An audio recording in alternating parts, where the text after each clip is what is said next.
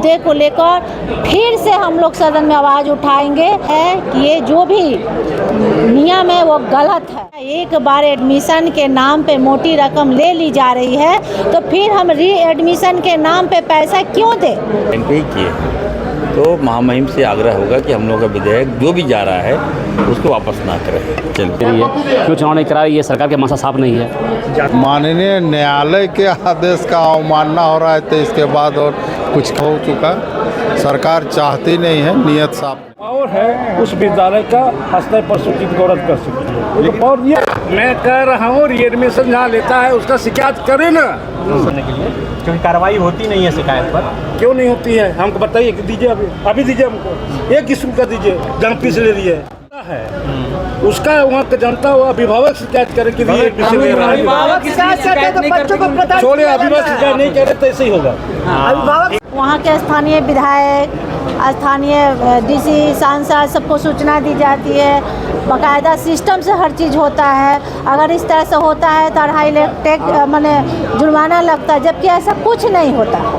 हम लोग को तो आज तक पता ही नहीं चलता है कि कब बैठक हो रहा है, कभी सूचना नहीं मिलता है। हमारे आज माननीय सीपी सिंह जी भी बोले, आदरणीय बाबूलाल मरांडी जी बोले कि आज तक तो हम लोग को कभी पता ही नहीं चला कि कब बैठक होता है। तो इसका स्पष्ट रूप से निर्णय दिया जाए कि भाई विधायकों संसद को कम से कम 8 दिन पहले सूचना मिले कि बैठक कब हो रहा है और इस पर कड़ा निर्णय लिया जाए। कानून बनना चाहिए कि नहीं? बिल्कुल बनना चाहिए। आखिर मध्यम वर्ग के लोग कैसे पढ़ाएंगे अपने बच्चों को? इस पे जो री एडमिशन का जो सिलसिला चल रहा है, इस पे जल्द से जल्द अंकुश लगना चाहिए, नहीं तो इस मुद्दे को लेकर फिर से हम लोग सदन में आवाज़ उठाएंगे।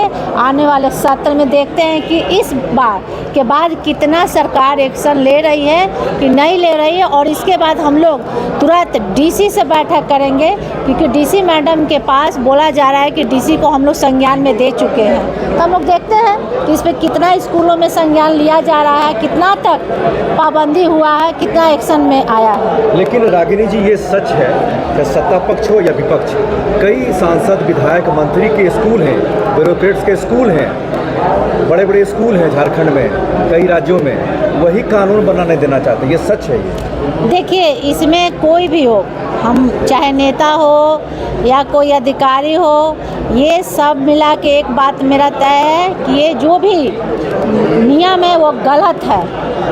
पूरे झारखंड का ये विषय है कि आखिर बच्चे जो पढ़ने जा रहे हैं, एक बार एडमिशन के नाम पे मोटी रकम ले ली जा रही है तो फिर हम री एडमिशन के नाम पे पैसा क्यों दें? आखिर क्यों? उसका क्या रूल है हमको बताए स्कूल प्रबंधक, स्कूल के आखिर क्या नियम है? और एक तरफ राज्य सरकार बोल रही है कि नहीं, ऐसा कुछ रूल नहीं है, ऐसा कुछ नहीं लिया जाता है। तो इस पर तो जाँच होनी चाहिए। तो हम लोग इसके बाद देखते हैं, पहल करते हैं, डीसी मैडम से हम लोग बात करेंगे। अगर इस पर अंकुश नहीं लगता है तो हम लोग फिर से इस मुद्दे को उठाएंगे। शिक्षा मंत्री ने कहा कोई कंप्लेन नहीं है, कंप्लेन देंगे तो कार्रवाई करेंगे। कंप्लेन बिल्कुल है। अब तो हम लोग पेरेंट्स को लेकर हम लोग उतारेंगे। ठीक है, बंद होना चाहिए। जितने भी प्राइवेट कॉलेजेस हैं या स्कूल हैं उसमें री एडमिशन बंद होना चाहिए। अब ग्राउंड पे हम लोग काम करना चाहते हैं, उसी दिशा में हम लोग विधेयक लाए। कई विधेयक हम लोग भेजते हैं लेकिन महामहिम पास नहीं करते। तो हमें लगता है कि इस बार का जो विधेयक हम लोग पेश किए हैं तो सेंट्रल के गाइडलाइन पे ही किए हैं। तो महामहिम से आग्रह होगा कि हम लोग का विधेयक जो भी जा रहा है उसको वापस ना करें। चलिए। ये नगर निकाय चुनाव सरकार नहीं करवा पा रही है, क्या मानते हैं आप? नगर निकाय चुनाव सरकार, देखिए आज करीब 2 साल से लगातार कार्य बाधित हैं। निश्चित रूप से नगर निगम का सारे विकास ठप है। नगर निकाय चुनाव सरकार पता नहीं क्यों टाल रही है।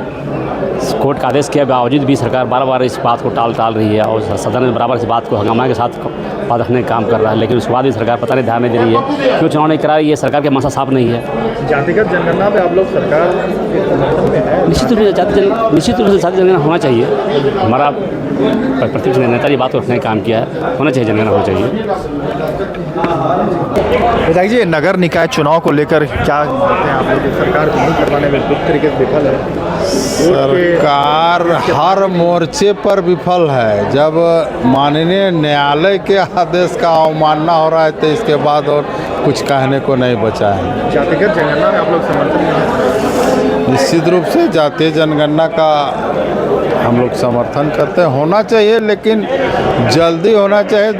इससे पीछे जहां जनगणना स्टार्ट हुआ वहां हो चुका, सरकार चाहती नहीं है, नियत साफ नहीं है। ये नगर निकाय चुनाव नहीं होने के कारण कई सारे जो है शहरी विकास को लेकर कार्य बाधित हैं। कैसे देखता है आपकी सरकार जो है इसे? सरकार अब तैयारी कर रही है और सरकार सब आरक्षण वगैरह सब देखना है, इसके बाद सरकार कराएगी। आरक्षण को देखते हुए आपका पिछड़ी जाति के और सब कुछ देख के इसी चलते मेरे समझ से ये हुआ था, लेकिन हमको लगता है कि सरकार उसको कराएगी।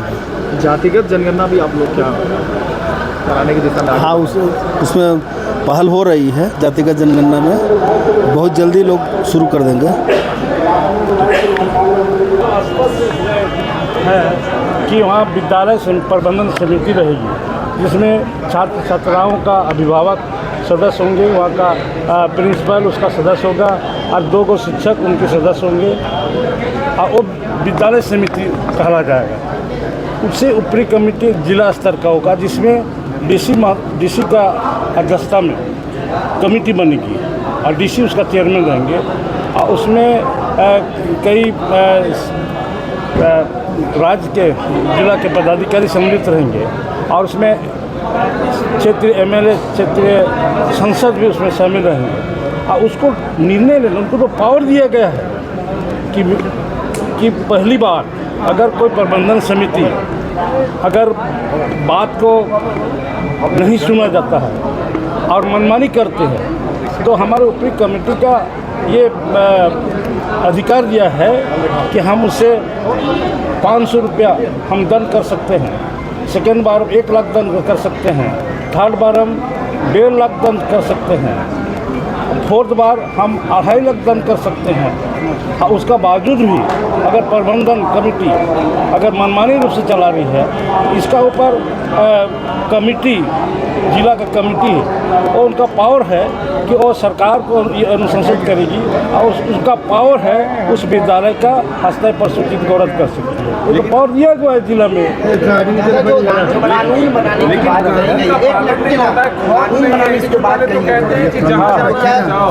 विचार करेंगे क्या बना हुआ, लेकिन पालन कहाँ होता है? इसके बारे में क्यों नहीं हो रहा है? देते हैं कि जहाँ जाना है जाओ, कुछ नहीं कर पाओगे। और तो हाईकोर्ट में भी तो हार चुका, हाईकोर्ट में गया था, हाईकोर्ट इसलिए गया था, मेरा पास कर है कि मैं अपने मनमानी ढंग से अपने विद्यालय को चलाऊं, इसलिए 35 स्कूल ने हाईकोर्ट गया था। हाईकोर्ट में जब दायर अपील किया है, दायर अपील स्वीकृत कर दी, लेकिन बहस के दौरान उनको विड्रॉ भी कराया और उसको खारिज भी कर दिया। क्या लग रहा है कि एजुकेशन माफिया काम करता है? क्योंकि कॉपी नहीं है, आप उस पर रिव्यू करके आप लोग कहाँ दूसरे ले जा रहे हैं? आप कर दीजिए, आप ही कर सकते हैं दादा। रीएडमिशन को लेके सदन में आपने आज इतना बड़ा बदलाव मैं कह रहा हूँ, रीएडमिशन जहाँ लेता है उसका शिकायत करे ना, बंद हो जाएगा।